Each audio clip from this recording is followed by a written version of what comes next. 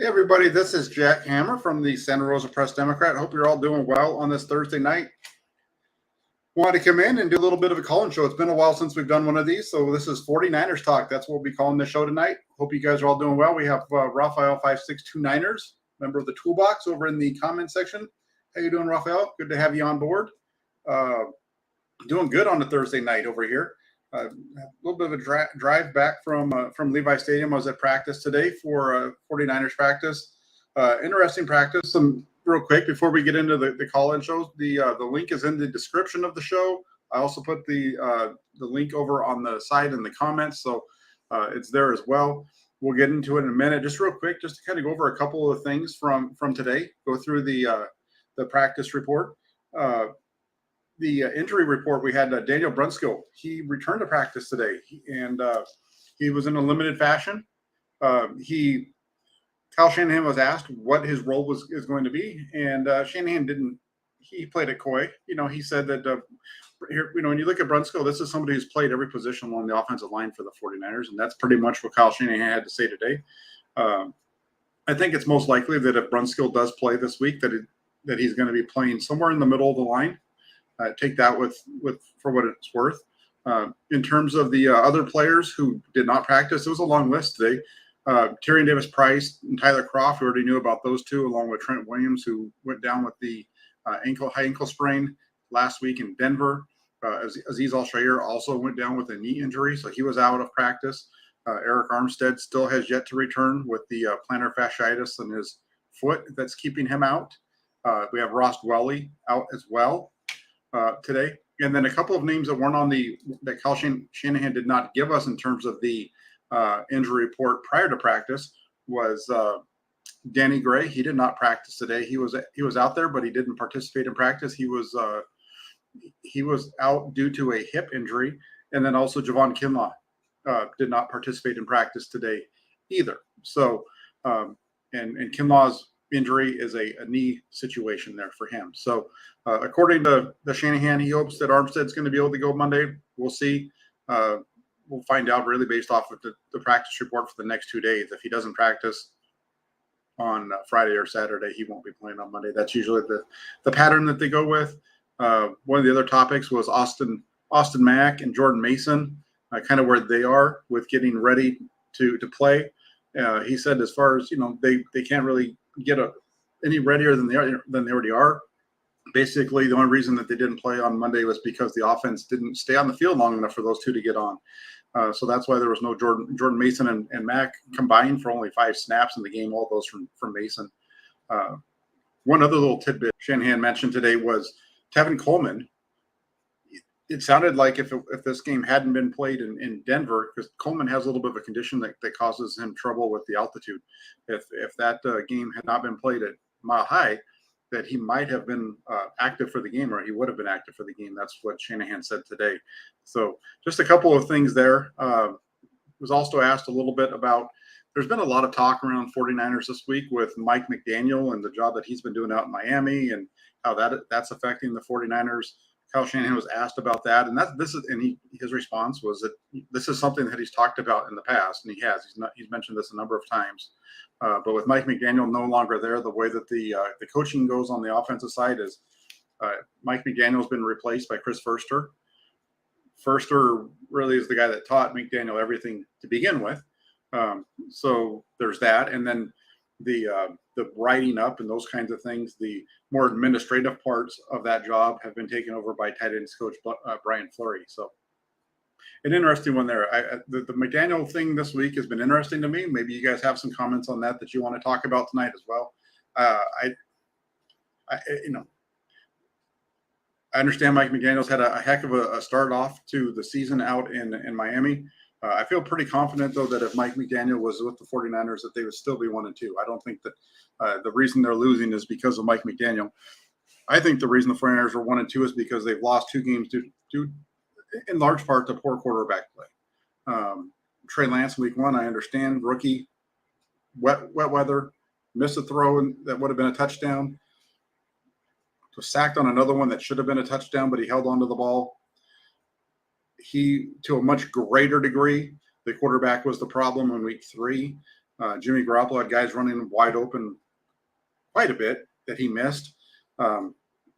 Shanahan was asked about that today, about the frustrations from Deebo Samuel and Brandon Ayuk and the busted coverages that were out there. And basically what he said was, the quarterback can't see everything if the play's not designed to go in certain areas. Again, I for sure, I don't know. I'm looking at that, and I'm thinking that maybe quarterbacks need to do a better job of reading the safeties and seeing that robber safety starting to slide down, and knowing that you're going to have a post that's going to come right in behind that, and be ready to hit that instead of worrying about working the one on one side on the other side with George Kittle. That's just my 2 cents on that. But we'll get into it. So a couple of topics, the Mike McDaniel thing, Jimmy Garoppolo, Trey Lance, where this team goes from here, how the 49ers are going to beat. How can the 49ers beat the Rams on Monday night? Remember, now if the 49ers win on Monday, they're in first place in the NFC West. So we'll get into that tonight. And we got Korean 49er already loaded up in the on-deck circle. So I'm going to bring him in as soon as I change my background over. Hey, you know what? I know who Korean 49ers is. I've talked to him a number of times. Let's bring him on board right now. Hey, Korean 49er, how you doing? I'm good, Jack. How are you tonight? I'm good. How are you doing? Listen, can't complain. Can't complain too much. Good. Looks like you survived waterlogged Chicago. I did. It wasn't too bad. It was, I was lucky. I got to be in the press box. Yeah, it's always true. It was a little bit cooler than we like normally for around here at that time of year. But hey, it is what it is. So, a couple questions I'd like to ask you, Jack. With Mike McDaniel, I'll reserve judgment on him until the end of the year. I like to see how this Miami Dolphins team handles a bad slump or a bad streak for whatever. They may lose 2 games in a row. We'll see how his teams deal with that. Since Mike McDaniel's a rookie, this is his first time coaching, so we'll see how that turns. What comes from that? Yeah. Do we know how this year's 49ers team will end up? I don't. I'll reserve judgment on that. Kyle did manage to turn around last season, but this is a new season, and we'll see what may come from that. So I'll give him. We'll see what happens with this team. One thing I didn't like was 2 things I didn't like from the Denver game. At the end of the first half, when Deebo ran the ball, the defenses are keying on Deebo running the ball now. To me, there's no reason to put that kind of wear and tear on him, especially in that kind of play, since he took a beating last year when he was running the ball. And the other thing I didn't like was that play call where Jimmy didn't know where the back of the end zone is. Jimmy, you're a 9th-year veteran. You have to know where that is. I can give Dan Orlovsky a little bit of a reprieve because I believe he was a rookie that season when he did it. That's a little bit more understandable. In Detroit, that year was, I believe, a real bad team too. So, but those are the things that kind of got me a little bit frustrated. And to me, I believe since the Titans game last year, Kyle's offense has been figured out within reason. I haven't seen him make adjustments. Okay. Well, so that's where some of my frustrations come in.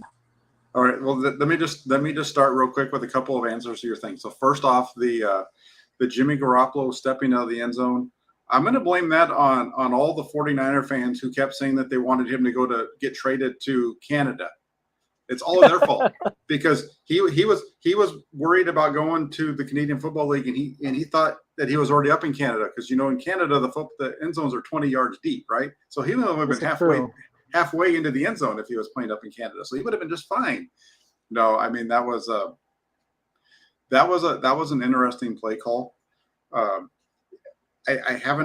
don't have access to the film from last year, but I have a pretty strong feeling that if I go back to the end of the Seattle game from last year, remember when they were back, because remember that last possession that they drove it all the way down and them getting stopped on the 1 or 2 yard line, whatever it was in the red zone. Yep. That series started off, I think, in like at their own 5 or something like that. They were backed up in their own end, and I'm pretty sure that they ran that same play call in that situation. And I'm not saying that to back up Kyle Shanahan. What I'm saying is the reason I'm bringing it up is because you're seeing him do things at times in certain situations when it starts to get to those tight times when you've got to make a play, and we saw it a little bit in week 1 too.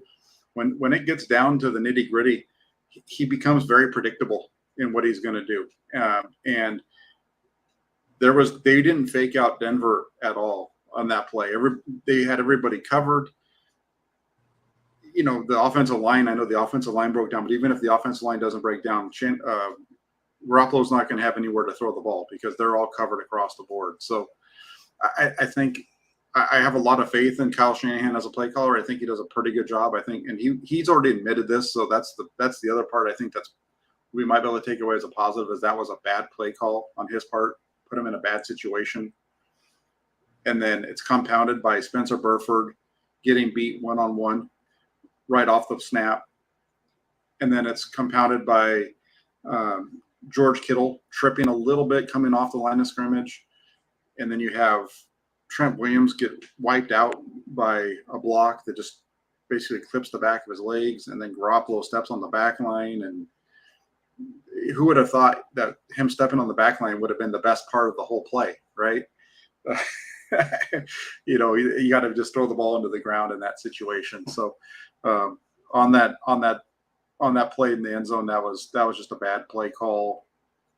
I can understand maybe trying to pass your way out of it because you saw them just get stuffed for no gain of the run play before that, and they weren't really running the ball that well at that point. But still, it was the play action, drop them all the way in the back, and then you don't block anybody off the right edge, so you can't escape to the right, and then you get that pressure up the middle from Burford getting beat.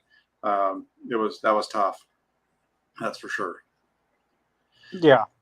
I gotta shout out East Bay Chris though on Twitter today. He did a solid. He set that play to Yakety Sax, which is the Benny Hill theme song. If you guys don't follow East Bay Chris, you should. That was he was making me laugh at that one. I'd mentioned it to him, and then he's a lot smarter on the technology than me, so he figured out how to do it. So that's the part there with the end zone play. I don't have a problem with the Deebo Samuel one that you mentioned, Korean Fernair. Samuel only carried the ball 5 times in the game, so I don't have a problem with it there. He got dinged up in the game, but he got dinged up on the throw, not on a run. He got dinged up on a catch. So I just don't have an issue with that play. Yeah, and my other thing is if watching, going back to towards the end of last season, I thought the offense just became very predictable. And you kind of saw that, let's just say in that Packers game, the Packers playoff game, you saw that the Packers defense knew their keys, and outside of a few plays, they more or less kind of knew what Kyle was going to do, and it made for a very frustrating watch. You appreciate the defense and the special teams being able to lift up the offense and the rest of the team, but I would like to see a 35. Score 35 points and give the defense margin to play with. Sure. So in case you ever do give up a touchdown or two, you're like, we have plenty of margin to be aggressive and say, hey, we're going to throw the most exotic blitzes and cover schemes we can to make the opponent's day miserable. Yeah, no, I'm with you. I think that what's limiting the 49ers offense is the quarterback situation. I watched the film of the game on Monday when I did my film review, and my takeaway was there's guys wide open all over the field, and we're just not throwing the ball to them, or we don't have a quarterback that can't get the ball to them because the play to Deebo Samuel, the backfield, that's a touchdown. The quarterback's just got to put it on him. That's a throw that an NFL quarterback should be able to make in his sleep. He's wide open. That was like the Nick Mullins miss from week 4 of 2020 against Philadelphia, where they get the guy out of the backfield. Kyle Juszczyk's running down the sideline on the leak play, and he overthrows him. it's kind of the same thing. I mean, they get a completion of 30 yards, but that should have been a touchdown. And there was a bunch of those in that game with Jimmy Garoppolo. And he just the first play of the fourth quarter, 2nd down and 10 on the 41-yard line of the Broncos, and he has Juwan Jennings wide open on kind of a similar route to the right side, and it's just a poorly thrown ball that spins him around, and he's having to twist and turn, and because the ball hangs up in the air, it allows the safety to get over and hit him and knock him out of bounds. And I spent a lot of time during training camp. Jimmy Garoppolo wasn't here, right? It was just Trey Lance and the other guys. So all my focus was on Trey Lance. But I gotta say, Jimmy Garoppolo today throwing the ball against air, it was not a pretty performance. Watching him try to throw deep balls today against air. He has the weakest arm of all 3 quarterbacks on this roster. I know it's not about arm strength, but you've got to be able to throw the ball at least 30 yards down the sideline without having the ball boy have to spin around to try to catch it. So Fournier's in trouble with the quarterback spot. Even Lance, to an extent, in week 1 held them back a little bit because there should have been a touchdown early on, and then there should have been the touchdown on the first drive of the second half that I felt should have been a touchdown to Juwan Jennings. So he needs a quarterback to make the plays, and I think that if Lance hadn't gotten knocked out, I think he would have been able to make those plays. Most likely. No disagreement there. One last point before I let you go. I'm having problems believing that Kyle is an offensive genius to an extent, because if you look at as a head coach, his offenses have barely, they're like 18 points a game or 19 points a game. They're not. They're not scoring as many points as we would think that with Kyle being a quote unquote offensive genius, that they're not scoring as many points as we believe they should or could. Mm-hmm. I have a little bit of heartburn thinking that he is an offensive genius. I just have to go. I'm just looking at the numbers. I'm not saying there's some games where your opponent's defense is playing real well, and you have to do what you have to do to try and win. We understand that. We understand and get that, but I mean, I don't know what Kyle is maybe thinking of. He could try to outsmart somebody when what he's doing is not working, or he's not able to go to potentially a second option to try and counteract what the defenses are doing. Yeah, I think a lot of it comes back to the again. I'm gonna come back to the fact that the quarterback position hasn't been figured out, and I would get more on Kyle Shanahan when it comes to his inability to bring in a quarterback that fits his system, that can make the throws that he asks quarterbacks to make, than anything else. You saw it with Matt Ryan in 2016, but beyond that, he hasn't really had that guy that can make those throws. You understand what I'm saying? I do.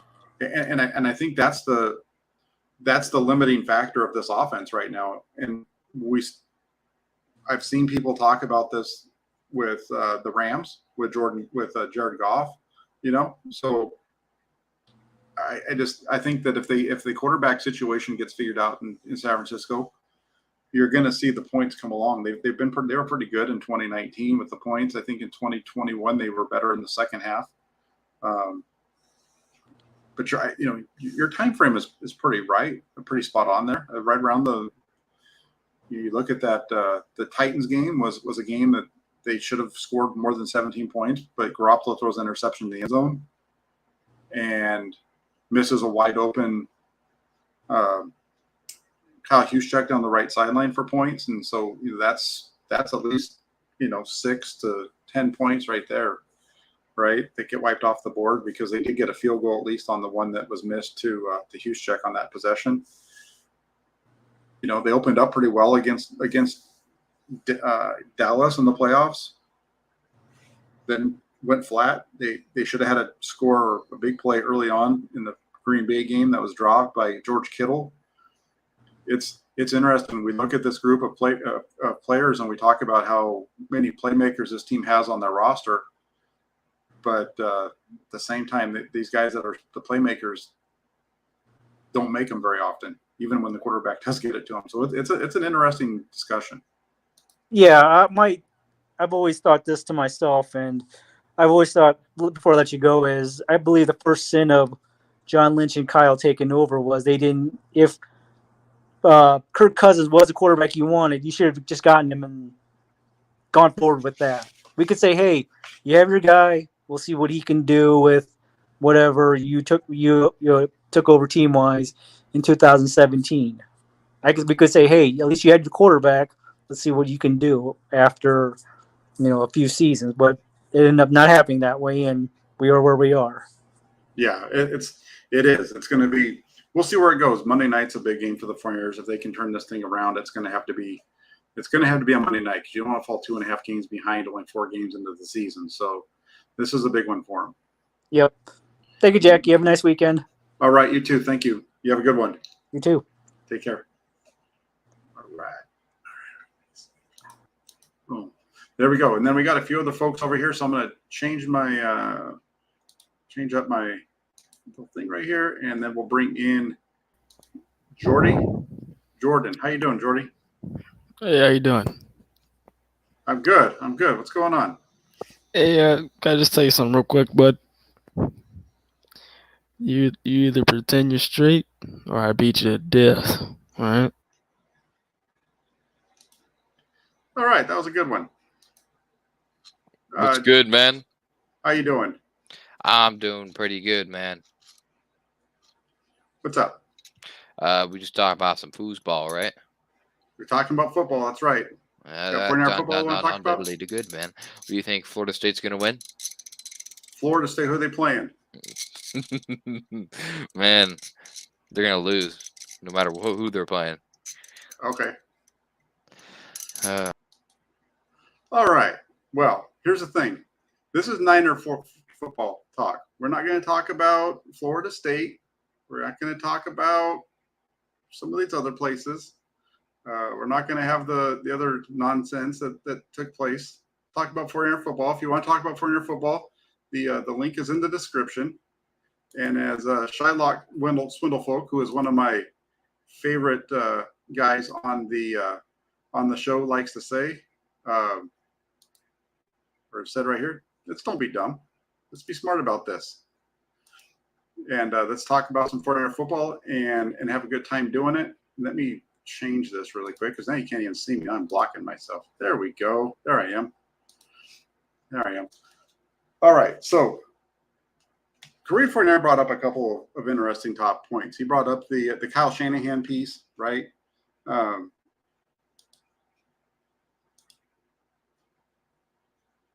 on one second.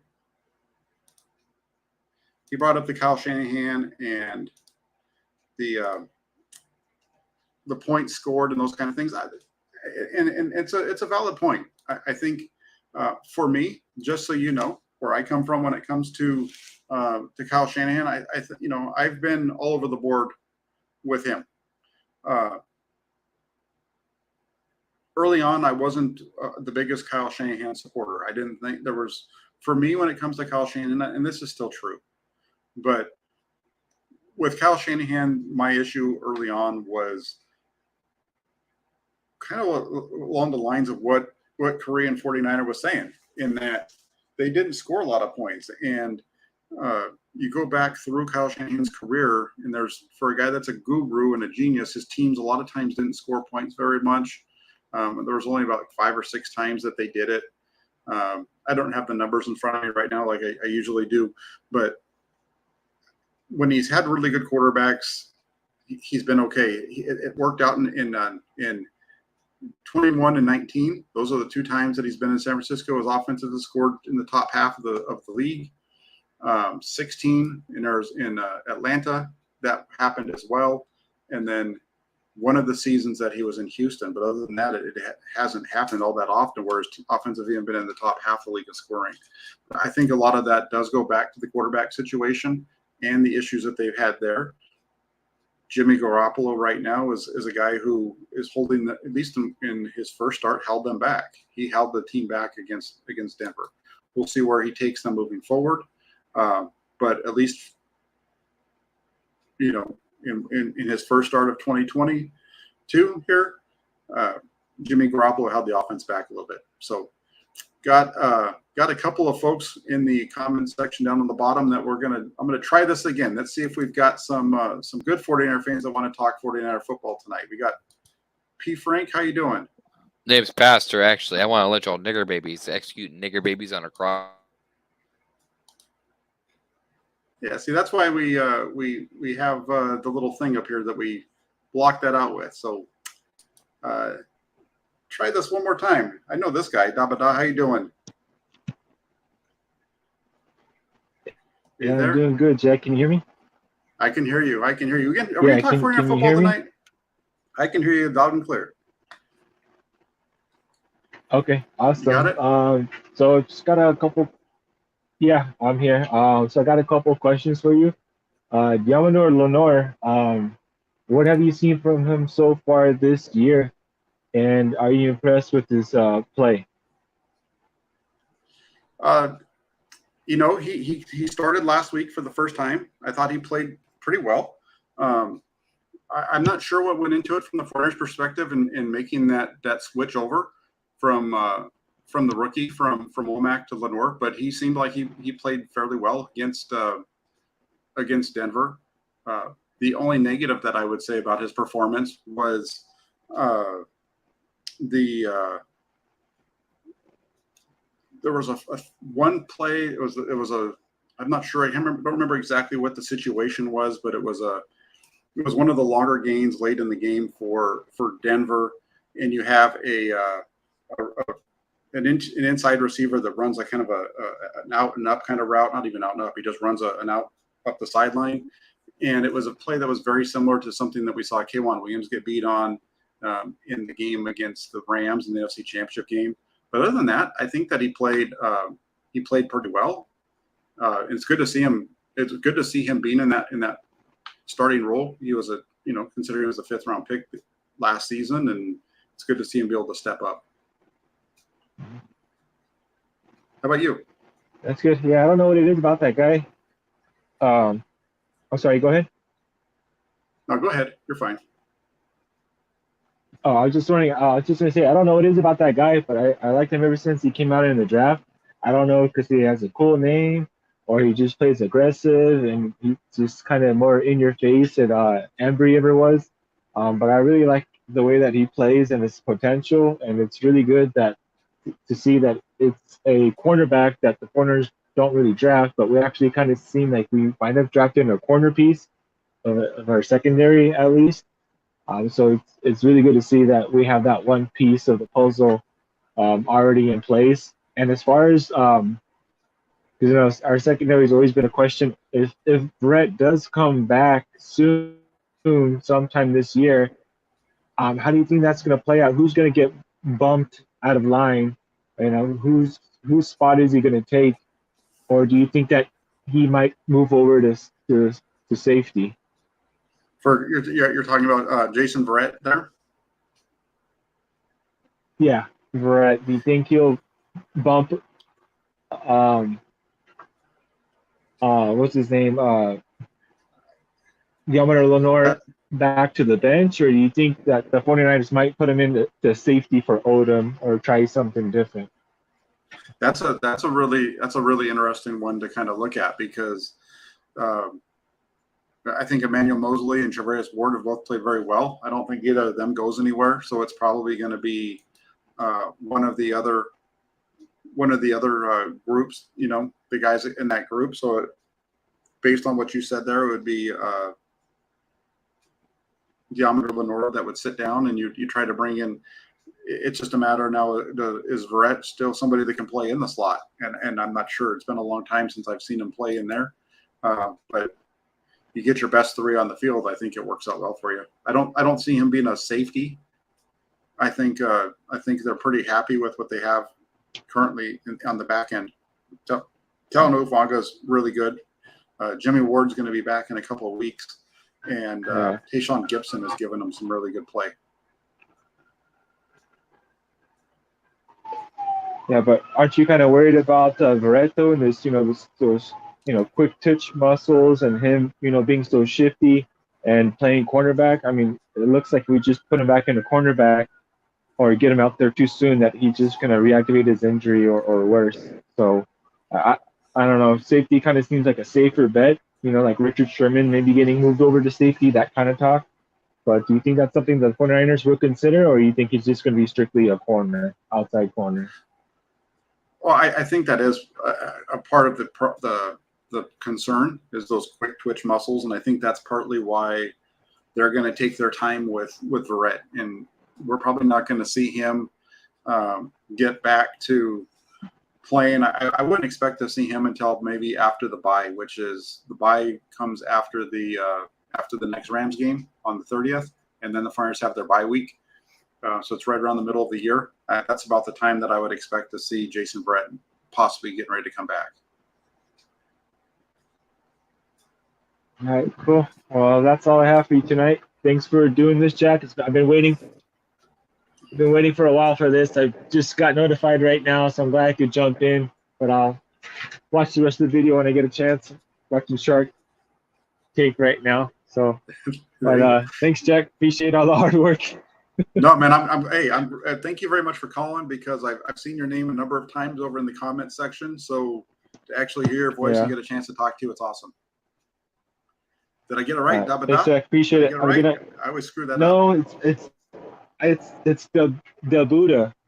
The Buddha. Oh, okay. The Buddha. Yeah, that's Buddha. Easy. Oh, that's easy. Way easier. The Buddha. Yeah. Okay. All right. I'm not going to screw it up anymore now. See, it's even better that we talk. All right, the Buddha. Thank you very much. Have a good night. You too. Thanks, Jack. All right. Okay. Bye-bye. Bye. You guys know how many times I've screwed up his name? That's nice. That's good. At least now I know how to say his name, and I'm not going to screw it up the next time I do a show with Jesse or want to say something else. Let's go. This is one I don't know. So 49ers huge fan. So let's see. Might have a quick trigger. Hey, Jack, how are you doing there? I'm all right. How are you? Well, I'm gonna have to make you take a seat over there.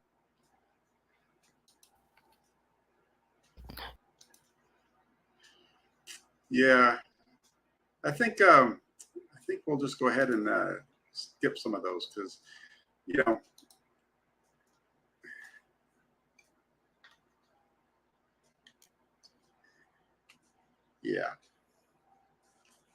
Try to bring people on and talk around football, and so far we've pretty much struck out. We've hit on 2, and I think we've missed on 4. So some strange folks in the YouTube sphere tonight. Let's just say it. That's where we are. Where KW 2421 says there are a lot of kids in need of they're in need of something tonight. I don't know what's going on. Let's see. Let's give this one last chance. Let's see if there's anybody else that's out there. I think you're probably right. Oh, well, let's see. Is that really Amin? Amin, show yourself to me. There he is. All right, we're not going to finish this one up. We got one more. I'm going to have to bring this guy in. Even if you hold on, I'm still gonna. I know who you are, Amin, but I'm still gonna do this because I've been doing it. How you doing? I'm good. How are you, Jack? I'm good. It's good to talk to you. It's been a while. You there? Did I lose you? Amin the Dream? Can you hear me? Yeah, we can hear. I can hear you now. All right, cool. So what you think? You seen that clip about Jimmy G? What's your whole thoughts on that clip? I was looking at that. I was really looking at it last night, and I'm pretty sure that what he said was, "I like crunchy peanut butter with my jelly, man."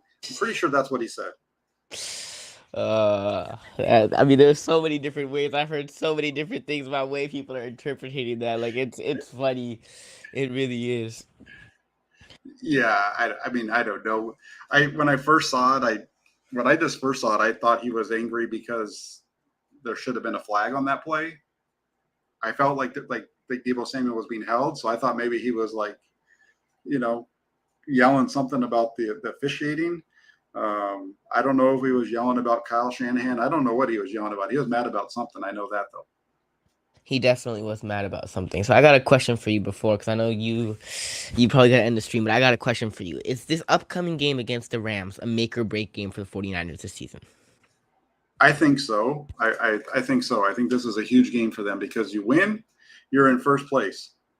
You lose, and you're 2.5 games out, 4 games in. I mean, there's plenty of time to come back if they lose, but it's going to be really hard, especially with their schedule getting tougher after these next 2 weeks. Because if you win here, you can get, I think, to 4-2 after those first 6 games, and that's where most people had them, right?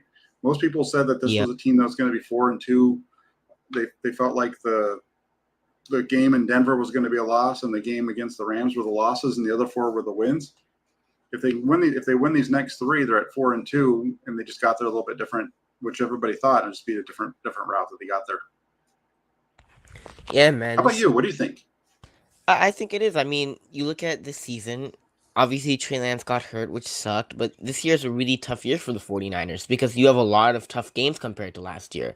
So last year when you were like at 3-5, you had some easy games in the schedule, even though there was some of your divisional opponents and things like that. But this year, I mean, it's brutal for the 49ers, right? You obviously had the divisional games with the Rams and the Cardinals, and you got teams like Tampa Bay, the Chiefs, the Chargers, the Raiders late in the season. I mean, the Niners season is really tough. They have a lot of good teams that they're going up against this year. So, the games that the Niners should win, and like the Bears game, I thought the Niners had a good chance of winning that game. Obviously, that didn't work out for the 49ers. And even the Broncos game, I felt like obviously a lot of fans thought we should have won that game also. And when your defense plays so good and you weren't able to win that game, it obviously sucks. But I mean, this year is it's definitely gonna be a ride, and there's a lot of good teams that the 49ers are going to play. Just the 49ers have to be able to win the games that they're supposed to win or that they're favored to win in. Because I thought the Bears game was a game that they should have won. That would have been a 1-0 game. Seattle, obviously, they did. And then looking back at Sunday night, if the Niners just offensively were better, the Niners arguably could have been 3-0 to start the season off. But instead, obviously, 3 weeks in, we're 1-2. But the season's still early, obviously, so we still have a lot of time to go. So obviously, it's not the end of it's not the end of the world. But the Niners, we'll see. We'll definitely see. But this year is definitely going to be harder to bounce back if you have a losing record or if you lose on Monday night than it was last year because you have a lot of tough games this year. Yeah, I agree. It's going to be. I was looking at after this stretch of Carolina and Atlanta, they come back to play Kansas City, and from that point on, even the schedule at Levi's is just brutal. I think Carolina and Atlanta are must-win games because if Yeah, they don't, those games, I mean, if you don't win those games, it's hard to beat the Kansas City at home. Even though I love this defense, but it's really hard to neutralize that Kansas City offense and Patrick Mahomes. And then that Patrick Mahomes team, just looking at that game in specific, that Patrick Mahomes and that offense is going to still put up points. The Niners defense aren't going to hold them to 9 points like they did Denver. They're going to put up points. So it's all about offensively, what can the Niners offense do, and can they be able to go toe-to-toe with that Chiefs offense? Because I think the Niners defense will still do good, but I don't expect them to have a game like they did against the Broncos, against the Chiefs, or against Tampa Bay. So it's the Panthers game and the Falcons games. Those games are definitely must win games for the 49ers, because if you lose those 2 games, I mean, it's hard to beat it's hard to beat the Chiefs, or it's hard to beat Tampa Bay, or it's harder to beat those teams than it is to beat Carolina or the Falcons. Yeah, no, I'm with you. I feel like this Monday night game is a must win for the 49ers, and I agree with you. The 2 following it are must win games as well. And the first one in Carolina is going to be maybe a little bit tougher than we expect, just because it's going to be a short week, having to travel across the country. They get the break, and that the game's in the afternoon out there later in the day at 4:00. But it's still this is must win time for the 49ers. These next three, they've got to get to 4-2. If they're 3-3, I think they're done. I was saying that back before the season started, though, that if this team was 3-3 after that first 6-week stretch, they were in for a long season. Yep, they definitely are. Man, it Yeah. sucks. We really, honestly, we could be 3-0 at this point. If we just didn't have the penalties, then Trey Lance, that interception obviously hurt us a little bit, but that Bears game, we should have won probably that Bears game. We were favored to win. We obviously beat Seattle, and then that Broncos game even hurts more because when your defense plays so good and you hold Russell Wilson only 9 points. I mean, Russell Wilson and Broncos offense looks completely out of sync. But when offensively you can't put up more than 9 points and win the game, I mean, that's tough. That's honestly tough. Now I think they'll have a better game against the Rams, but it's always a dogfight against the Rams. I'm not gonna, say the Niners are guaranteed victory against the Rams because I know in the regular season we have a good record against them. But you know, this Rams team definitely got better from last off season. I think it's definitely gotten better with Bobby Wagner and Allen Robinson. So this Rams team definitely gotten better. It's just offensively, what can this 49ers offense do, and how will they bounce back from last Sunday's not great performance? So I'm interested to see how the offense will do on Monday. Yeah, no, I am too. I think it's going to be really tough for them to bounce back in this one. I mean, the Rams are a really good team, but the 49ers and the Rams, they just seem to have their number. I don't think the Rams pass rush is quite as good as it was last year. It's still going to be pretty good though. I think they're a little bit better with Bobby Wagner in the middle than what they had before. It's going to be a tough one. If this offense can all of a sudden turn it around, I think I might be a little surprised about that. Yep, I mean that's the thing though. Like you look at the Niners' success the past couple of years with Jimmy under center. Defense plays great football. Defense is really the strength of the team, and then offensively, you just gotta, do what the Niners usually do, which have a good run game. Put up points on the board. Jimmy Garoppolo try to limit his mistakes, and but this Niners team, we've seen it before. They can win with Jimmy Garoppolo. It just so far throughout has the season has progressed so far. I just think the offense has to be better if they want to win games. I think this defense has been playing phenomenally well.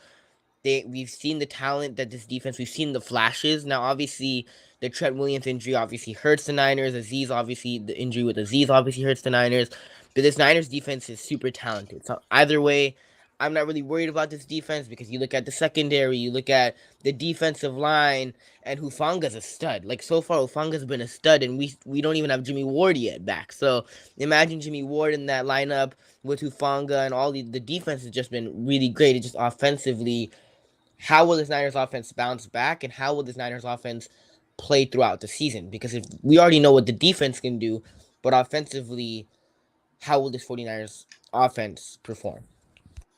Right, and that's the whole thing, right? Because the defense has been so good. It's all about the offense, and really with the offense, it's just don't turn the ball over, and take advantage of the opportunities when they're given to you. That's really all it is. 3 turnovers on Monday night. I think they had how many turnovers? It was 2, maybe 3 in Chicago. If this team can hold on to the football, they're going to win a lot of games. They just need a few plays to be made by the quarterback. We'll see if Jimmy Garoppolo can figure it out. He just can't make mistakes. Sometimes, like some of just the mistakes, man. Like some of the mistakes in crucial situations. I'm like, Jimmy, man, come on. He just can't make those mistakes. Got to play smart, be smart with the football, make smart decisions. And I think Jimmy does that sometimes. But I just think sometimes in crucial situations, he just makes that mistake that kind of you're like, oh, that head scratching mistake, like that safety, and I'm like, oh, like, but Yeah. Yep. No, it's when you look at this thing with Fernandez, it's all about just the little details that need to get taken care of and buttoned up, and we're gonna find that out real quick in this week. I think this is a really good team that's coming in here. You know that the Rams are good on offense.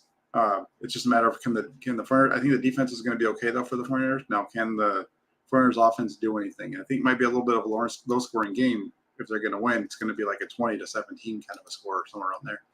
They've got to get it done. Yep, and I'm interested to see because you look at the secondary, we improved the secondary. You look going back to the NFC Championship game, both Cooper Kupp and OBJ put up 100 yards in this 49ers secondary. It'll be interesting to see how the secondary does against guys like Cooper Kupp, Allen Robinson.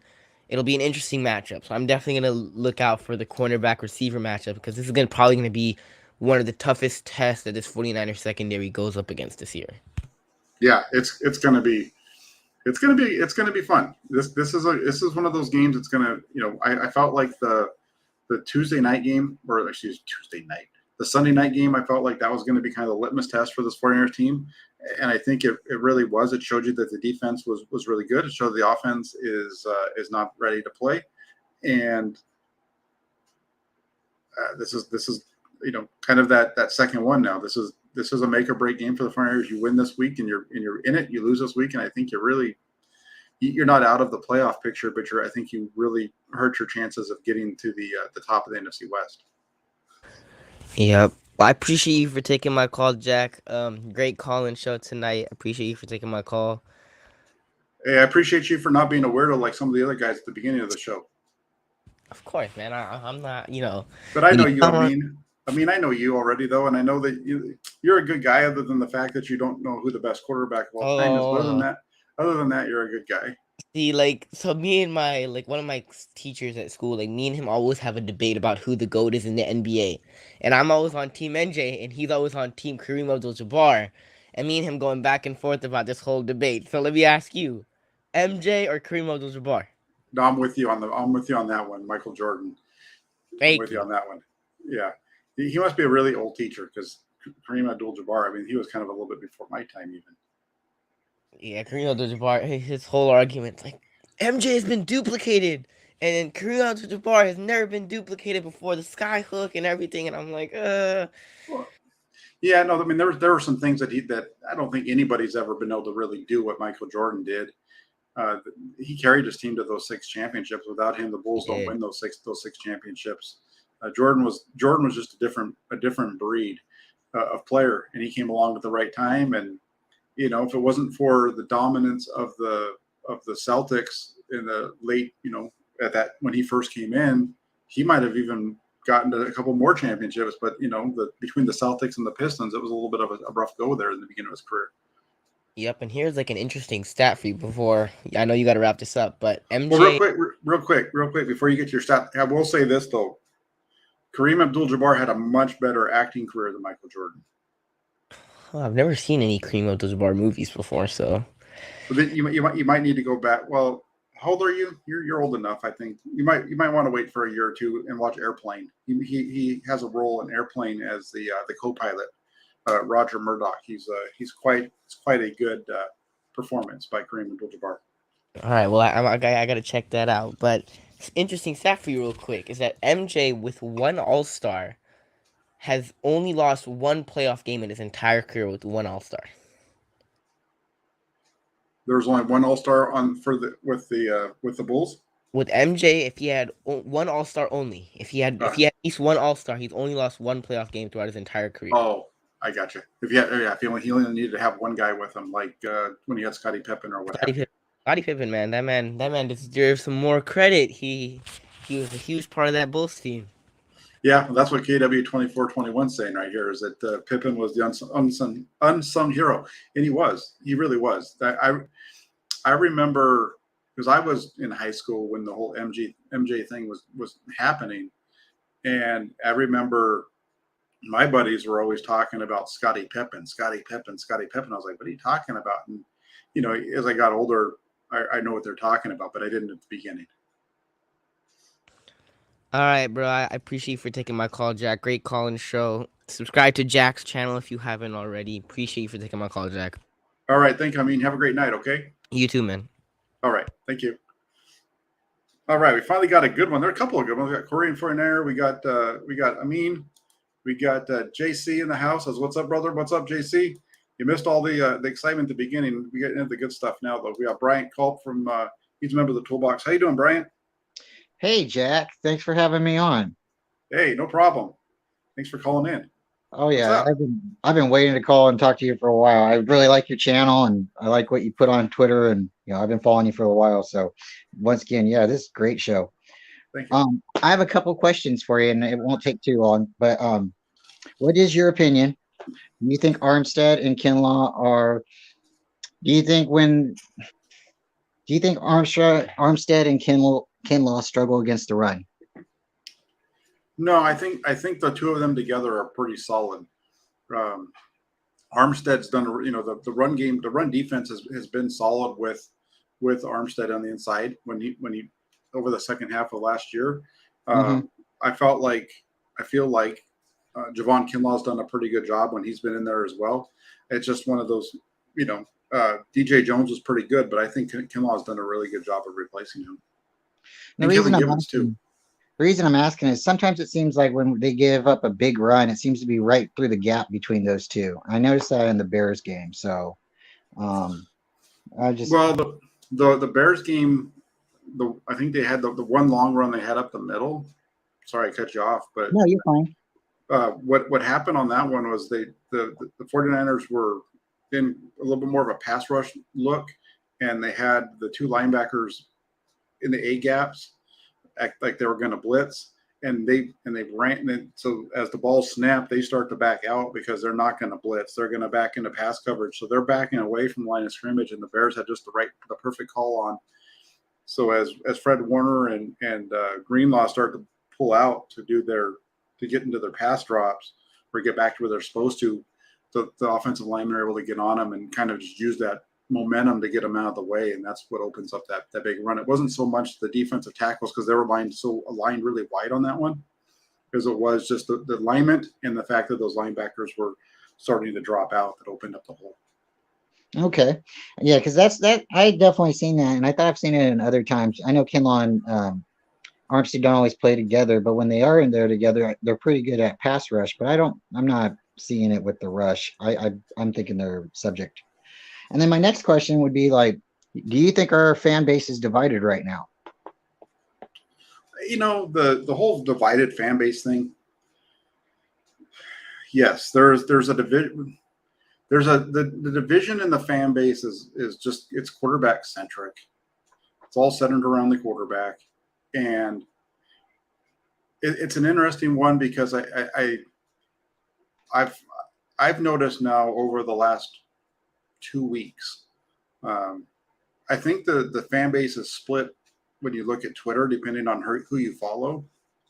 But when it comes to actually being at the games, I don't think so. I think the people that are in attendance at the games, for the most part, they're going to root for both. They don't care. It's more of a Twitter split than it is anywhere else. And what's funny about it for me when I look at it, or what's interesting about it to me, is you have the Jimmy group and you have the Trey group, and they all are acting the same. The Jimmy group, is constantly saying, well, if this, you guys are going to be yelling and screaming if this happens, and the Trey Lance group is doing the same thing, and all they're doing is yelling all the time and really not saying a whole lot. And I've noticed on my Twitter where I've got people, last week everybody was mad at me about my Trey Lance takes. This week everybody's mad at me about my Jimmy Garoppolo takes. So, it's there's extremes on both ends of this thing. And if you're following along on Twitter, I think you have to be able to recognize the extremes and just not even acknowledge it, and just keep your head down moving forward. Yeah, I like to think there's like three groups. It's divided three ways. There's a group, like you said, that just wants the team to win. I don't think they're called the homers, but some people say I don't expect my team to win. So and so's playing, or every time I sit down and watch the game, I expect my team to win.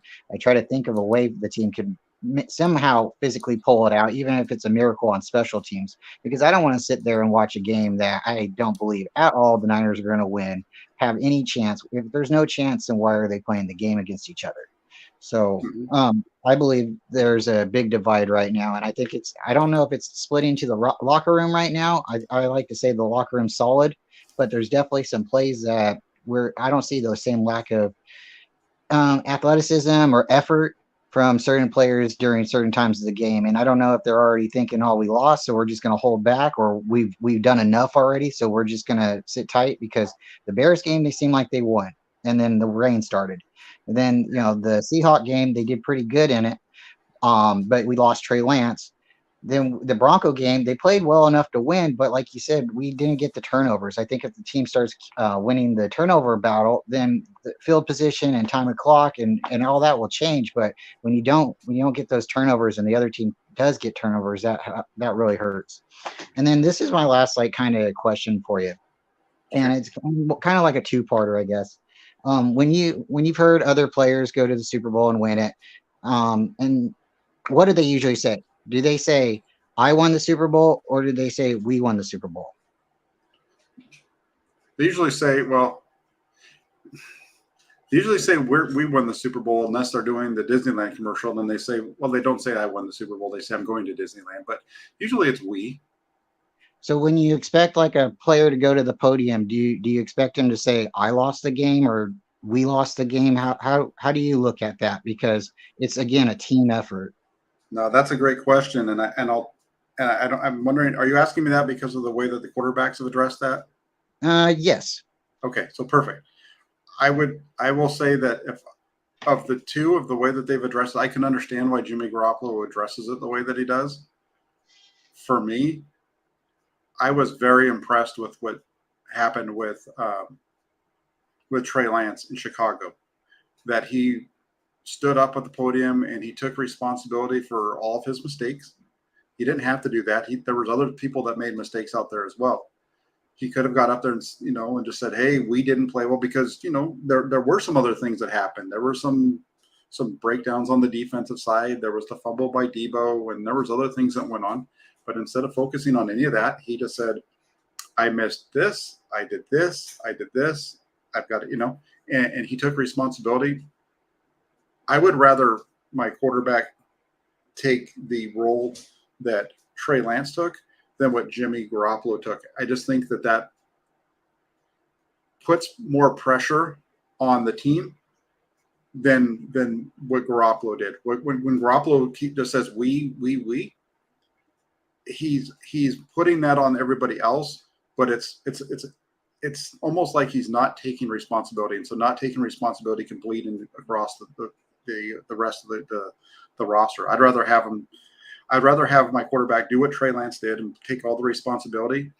And here's why: because if I'm Brandon Ayuk, or I'm Debo Samuel, or Jalen Moore, Trent Williams, whatever, and I hear my quarterback taking responsibility for everything, knowing that he wasn't the only one that screwed up, it's going to make me want to either do two things: fight harder for him, and it's going to make me want to make sure that I'm doing everything that I can so that he doesn't have to do that again.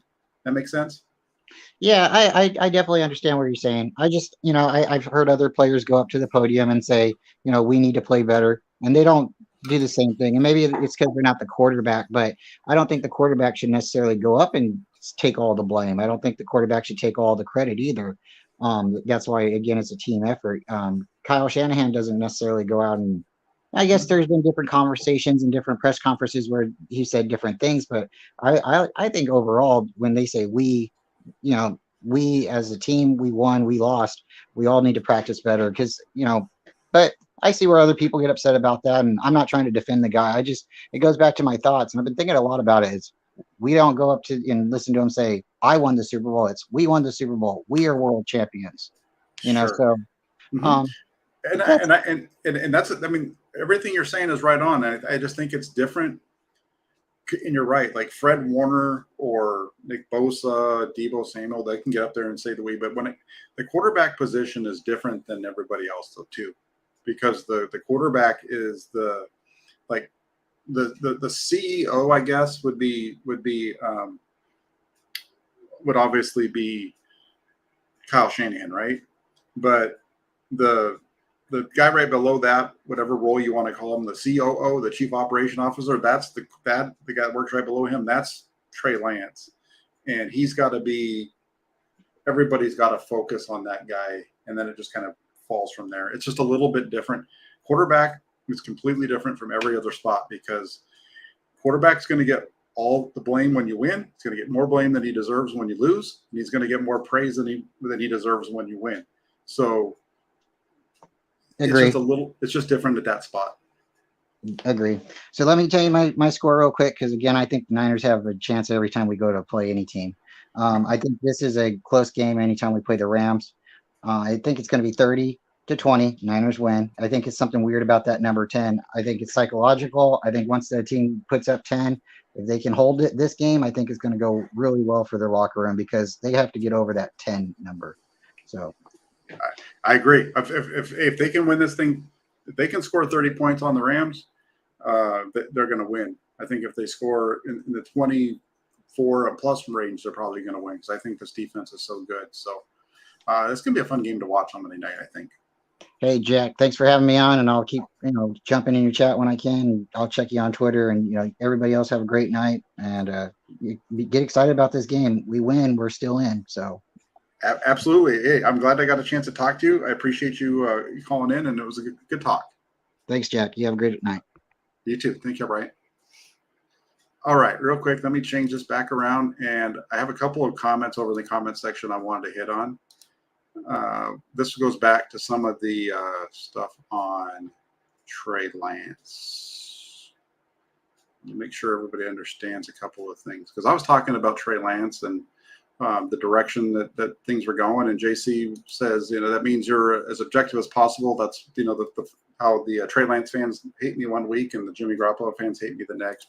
But I want to hit this one really quick from Matthew Mears. He says, Jack, one thing you never grasped was Lance needed a leeway period to develop. Jimmy, a 9-year vet, still making the same mistakes time after time. And I'm going to disagree with you here, Matt. And I'm going to tell you why I disagree with you. I grasp it 100%. I also said a number of times leading up to the season, as far back as last year when I would be on my show with Jesse, and we had a long discussion about it. And I told him that for me, once you're a quarterback in the NFL, you should be held to the standard of being a quarterback in the NFL. I understand that as a rookie or second-year quarterback or a guy making your fifth start or fourth start, as Trey Lance was in week 2, that you're going to make some more mistakes than a guy that's been in the league for 4 or 5 years. I'm not even going to bring Jimmy Garoppolo into the discussion. I'm just talking about an NFL quarterback. And so that's where I come at this from, is I understand that he was a young guy, and he's still going to be a young guy when he comes back. But for me, when I look at the film and I'm talking about the level of play, you need to have a baseline. And the baseline is, this is what an NFL quarterback should be able to hit. Now, was I hard on him? I don't think so, because the things that I was saying about Trey Lance were pretty close to the same things that his head coach said. I never ripped him during training camp. I never said he was awful. I never said he was bad. I said he was up and down. Every practice report that I wrote had positives and negatives, had the good and it had the bad. Some days there was going to be more good. Some days there was more bad, because that's kind of the nature of the way that it happens during training camp. It happens that way in games too. If you, in week 1, I thought he put a lot of good on the field, but he also had the bad. We saw it. My report on him week 1 was that he was very similar to what he was during training camp, that he had some really good plays and he had some bad plays. And because he's never back and forth, that's the way it is. And yeah, I put up videos of Lance missing throws. Absolutely. Because that's what he did in practice. He missed throws. The throws, some of the throws that I put up there on my channel were things like rolling out to the right and throwing the ball into the ground in practice to the ball boys. Why would I feel like it's important to put those out there? Well, I mean, we watched him do the same thing in a preseason game against Houston, where he's rolling to his right, being chased, and he throws the ball into the ground. So, yes, that's why I put those out there. I've also done the same with Jimmy Garoppolo. Why didn't I have those on there throughout training camp? Well, Jimmy Garoppolo wasn't practicing with the 49ers during training camp, so you didn't have both of them. It was only one of them. So, I mean, here the thing is, I think what happened is because Jimmy Garoppolo wasn't here, and it was just Trey Lance. Everybody knew that Trey Lance was going to be the starting quarterback, and so that's all the attention was on him. Did you want me to post the bad throws from Nate Sudfeld and Brock Purdy? Was that going to make it any better? Not really, because they weren't going to be starters. They weren't pressing them. Once Jimmy Garoppolo joined the team, the first practice that I was at, that I was there when he made his first practice. From the very beginning of Jimmy Garoppolo practicing with the team, I put his throws up there, just like I put up Trey Lance's throws. Go look at today's training camp practice. I gave you all of the throws from Trey Lance during the warm-up period, or excuse me, from Jimmy Garoppolo today during the warm-up period. And I also showed you the bad throws that Jimmy Garoppolo had, where he's rolling out and he throws the ball way all over the head of the equipment manager. And I missed one of them because I was focused on the quarterbacks. I was having a hard time seeing the screen on my phone as I was recording it. So there was a bad throw to Juwan Jennings that I missed. But I did get the one that he missed to Ray McLeod. Go ahead and check it out on the channel. You'll see Ray McLeod sprawled out trying to get the ball as it was way out to his left. So it's whatever. Like, you know, I reported on both these guys the same. I reported on the quarterback situation exactly the same last year. In training camp last year, myself, I posted the quarterback numbers, the number of attempts, the number of completions, the number of touchdowns, and the number of interceptions every day that I was there. I wasn't there every day last year like I was this year because I wasn't able to be there because of COVID, limited the amount of people that could be there. This year I was able to be there at every practice, almost. And when at the end of every practice, I would put in Trey Lance's attempts, Trey Lance's completions, his touchdowns, and his interceptions. That was what I tweeted. On my write-ups and on YouTube, I gave you the good plays and I gave you the bad stuff. So I'm not quite sure, you know, what else you guys would like to have reported. I've said a number of times here, and I'll repeat myself one more time, and I'll probably have to keep repeating myself. I am not going to come on here, and I'm not going to tell you that Trey Lance looked good, or that Jimmy Garoppolo looked good, or whatever, just to make you feel better about what happened that day. I'm not going to do it. And it looks like you have Trey Lance as your picture for your YouTube channel. I mean, I don't. Obviously, you're going to be upset with me. You want Trey Lance to be good. I don't care. My job doesn't depend on Trey Lance being good. My job depends on me telling you what is taking place. And if he plays good, he's going to be praised. If he plays bad, he's going to have the bad side. And that's what it is. And that's really all there is to it. And I appreciate you following the channel. I appreciate you telling me these things, and I appreciate the fact that you allow me to do what I do. You know, and maybe we'll have a call-in show again, and you'll come on and we can talk about it. But and here's the other thing. As far as